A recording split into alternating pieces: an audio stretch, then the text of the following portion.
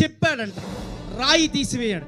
ఈనాడు చాలా మంది హృదయాల్లో దేవుడికి అడ్డంగా ఉండే పనులు చాలా ఉన్నాయి. దేవుడికి అడ్డంగా ఉండే పనులు చాలా ఉన్నాయి.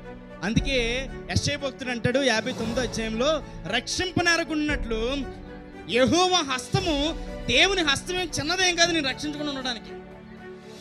వెనకున్నాక ఆయన చెవులకి ఏమి గురువు పడేసి చెవులు ఏమి మూసిపోలేదు. నీ దోషములు నీకును దేవునికి అడ్డముగా ఉన్నాయి. ఈరోజు ఏమి అడ్డంగా ఉన్నాయో చూసుకోకసారి ఆలోచించు. ఆశీర్వాదాన్ని పొందుకోకుండా ఏమి అడ్డపడుతున్నాయో ఆలోచించు. నెతుకు నీ లోపల ఉన్నాయి. మనుషుల ముందు చాలా బాగా యాక్ట్ చేసేస్తున్నావు. నీ ఇంట్లో నీ భార్య ముందు అద్భుతంగా యాక్ట్ చేసేస్తావు, నీ భర్త ముందు అద్భుతంగా యాక్ట్ చేస్తావు. నువ్వు చేసే పనికిమాల పనులు నీకు తెలుసు, దేవునికి కూడా తెలుసు. ఇంట్లో వాళ్ళకి తెలియపోవచ్చు, నీ బంధువులు తెలియపోవచ్చు, నీ స్నేహితులు తెలియపోవచ్చు. నువ్వు చేసే ప్రతి పనికిమాల పని, మోసపూరితమైన పని, దరిద్రమైన పని దేవాది దేవుడు చూస్తున్నాడు. జాగ్రత్త. పట్టబడతావు ఏదో రోజు. ఆ పట్టబడక ముందే పశ్చాత్తాపడడం నేర్చుకు. ఈ రోజు దినాన్ని పట్టబడక ముందే పశ్చాత్తాపడితే పరిశుద్ధమైన జీవితాన్ని దేవుడిని కనిపిస్తాడు. పరిపూర్ణత్వంలోనికి ఆశీర్వాదం దేవుడిని నడిపిస్తాడు. నువ్వు ఇంకా రాయి తీయట్లేదు, నువ్వు ఆ రాయి తీయట్లేదు, నువ్వు తీసి చూడు.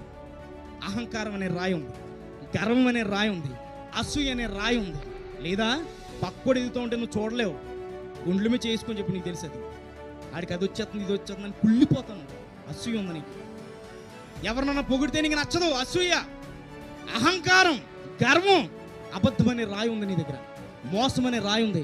నీ కుటుంబంలోనే నువ్వు మోసం చేస్తున్నావు, నీ కుటుంబాన్ని నువ్వు మోసం చేస్తున్నావు, నిన్ను నమ్మును నువ్వు మోసం చేస్తున్నావు. తప్పు కదా అది? ఆ రాయి తీసే, ఆ మోసం అనే రాయి తీసే, అహంకారం అనే రాయి తీసే, అబద్ధం అనే రాయి తీసే, దొంగతనం అనే రాయి తీసే.